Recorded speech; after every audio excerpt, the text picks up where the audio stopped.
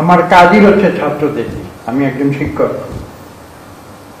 যদিও রাজনীতি করি, আসলে বাংলাদেশের রাজনীতিতে আমি কিন্তু সেই পরীক্ষায় এখনো পাশ করতে পারিনি। বাংলাদেশ রাজনীতি খুব কঠিন। তো আমি কথাগুলি বলছি এই কারণে, শুধু স্লোগান দিয়ে দেশকে রক্ষা করে দেয় না, বা একটা ওই যে আজকাল একটি কথা প্রচলিত আছে, এটাকে বলে কি ন্যারেটিভ, বাংলা শব্দ একটি এসছে নতুন, খুব চলে, বয়ান।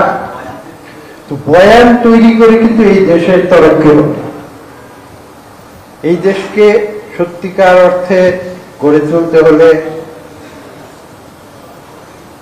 আপনারা যেটা বলেছেন, দেশের সার্বভৌমত্ব, এবং আমি সার্বভৌমত্বের সঙ্গে যেটা সমার্থক বলে মনে করি, গণতন্ত্র, সে দুটি বিষয় যদি না থাকে তাহলে কিন্তু বক্তৃতা দিয়ে এই দেশকে রক্ষা করা যাবে। যে আমি আজকে আপনাদের সামনে এই আবেদন করব যে আসুন, শিরোনামে একটি শব্দ আছে, ঐক্য। আসুন আমরা নীতিগত ঐক্যে আসি। আমি এই কথা বলি না যে আমরা সব বিষয়ে একমত হব। যদি সব বিষয়ে আমরা একমত হয়ে যাই তাহলে তো আবার নতুন করে বাক্সা সৃষ্টি হবে। সে সম্বন্ধে কিন্তু আমি কিন্তু তাত্ত্বিকভাবে আপনাদের আজকের বাংলাদেশে যারা বলে যে আমরা সবাই ঐক্যবদ্ধভাবে কাজ করব, নীতিগত ঐক্য যেটা সত্য, সেই সত্যের বিষয়ে আমরা ঐক্যমত পোষণ করব। কিন্তু এটা নয় যে আমরা দুনিয়ার সব বিষয়ে ঐক্যমত পোষণ করব, তাহলে কিন্তু গণতন্ত্র হবে না। কাজেই আমরা যখন ঐক্যের কথা বলি, এই বিষয়গুলো কিন্তু আমাদের স্মরণ রাখতে হবে। এটা অত্যন্ত গুরুত্বপূর্ণ। গণতন্ত্রের মূল কথা হচ্ছে মানুষকে ভিন্নমত প্রকাশের সুযোগ দিতে হবে, এবং ভিন্নমত যখন থাকবে তখনই কিন্তু, অনেক বক্তা বলে গেছেন এখানে যে সরকার, সাকি বোধহয় বলে গেছে, চলে গেছে সাকি, নাই এখন, যে যারা সরকার আসে তারা যেন স্বৈরশাসক না হয়ে ওঠে। তা আমি যদি সবাই একমত হয়ে যাই তাহলে তো সরকার স্বৈরশাসক হবে। আমি তো সেটাই করেছিল, বাকশাল মানে কি,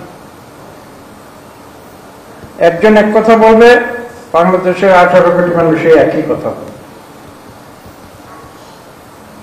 সেটাই তো বাকশাল। তাহলে এই ঐক্যের তো কোনো অর্থ নেই। এটাও তো একটা ঐক্য। যে ঐক্য বলতে আসলে কি বোঝায় সেটাও কিন্তু আমাদের উপলব্ধি করতে হবে। আমি শুধু স্লোগান হিসেবে বললাম যে সবাইকে ঐক্যবদ্ধ হতে হবে, সবাই মিলে বাংলাদেশ গঠন করবো, এটা কিন্তু কোনো কাজের কথা আমি মনে করি। যে রাজনীতির স্লোগান অনেক কিছু আছে, কিন্তু সেই স্লোগানের গভীরে কি মর্মার্থ আছে সেটাও কিন্তু আমাদের বুঝতে হবে। আরএফএল এসডব্লিউআর পাইপই মাপে যা বলে তাই দেয়। RFL SWR pipe and fittings. আজকে এই সরকারের 100 দিন পার হয়ে গিয়েছে। বাংলাদেশের মানুষের আকাঙ্ক্ষা কিন্তু আকাশচুম্বী। ছাত্ররা অর্জন করেছে, বাংলাদেশের মানুষ অর্জনের সুফল পেয়েছে, কিন্তু সমস্যা হচ্ছে এই যে আজকে কিন্তু তারা সেই সুফল নিয়ে চুপ করে বসে থাকতে পারে। তারা এর পরবর্তী যে অধ্যায় সেটা দেখতে চায়। স্বৈরাচার বিদায় নিয়েছে দেশ থেকে, পালিয়ে গিয়েছে, কিন্তু তাতে কিন্তু আমি মনে করি না বাংলাদেশের মানুষের অভীষ্ট অর্পিত হয়েছে। এটা হচ্ছে আমাদের এই সংগ্রামের প্রথম অধ্যায়। যে অধ্যায় শুরু করেছিল রাজনৈতিক দলগুলো, দীর্ঘ 17 বছর বিএনপি 1 লক্ষ মামলা খেয়েছে। আমি তো খুব সহজে বলতে পারি যে বিজয় অর্জন করেছে ছাত্র জনতা, সেখানে রাজনৈতিক দলগুলোর কোনো ভূমিকা ছিল না, সেটাই তো বলা হচ্ছে, তাই না? সত্যি, এটা সঠিক, কিন্তু তার পাশাপাশি কিন্তু আমাদের ভুলে গেলে চলবে না। বিএনপি 1 লক্ষ মামলা খেয়েছে, সেখানে বিএনপির তৃণমূল থেকে শুরু করে সর্বোচ্চ বেগম খালেদা জিয়া পর্যন্ত 60 লক্ষ মানুষকে আসামি দেওয়া হয়েছে।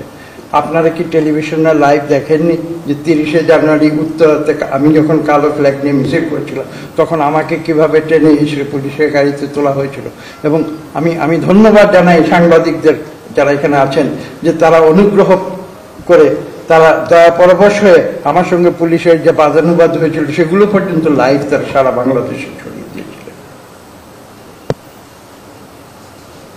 আমার কি সে পর্যায়ের ভিতর দিয়ে যায়নি?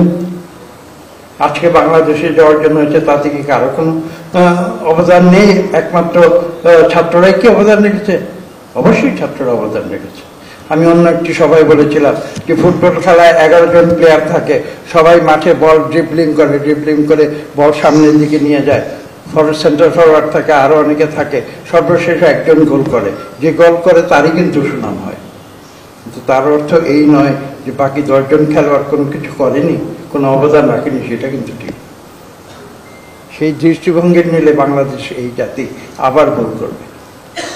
আর নতুন প্রজন্মের কথা দিয়ে শেষ করি, পৃথিবী পরিবর্তনশীল।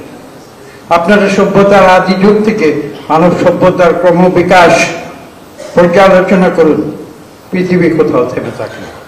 সংস্কার তো সভ্যতার উষালগ্ন থেকে শুরু হয়েছে। প্রস্তর যুগ থেকে তার পরবর্তী যুগে যখন মানব সভ্যতা রূপান্তরিত হয়েছে তখন কি সংস্কার হয়নি? সংস্কার তো কোনোদিন থেমে থাকে না, একটা চলমান প্রক্রিয়া। আজকে এই সরকার যে সংস্কারের কথা বলছে সেই সংস্কার তো আগামীকাল আবার সংস্কার করতে হবে। তারা যদি বলে যে আমি এই সংস্কার করব, এই সংস্কারের উপরে পরবর্তী 100 বছর বাংলাদেশ বসে থাকবে, সেটা তো হতে পারে না। আমি আজকে সংস্কার করব, এই সংস্কার আমি শেষ করব, তারপরে গণতন্ত্র আনবো, এইটা তো কোনো কাজের কথা হতে পারে না, কোনো যুক্তির কথা হতে পারে না। অবশ্যই সংস্কার করবে এই সরকার। সংস্কার চলমান প্রক্রিয়া, সংস্কার চলতেই থাকবে।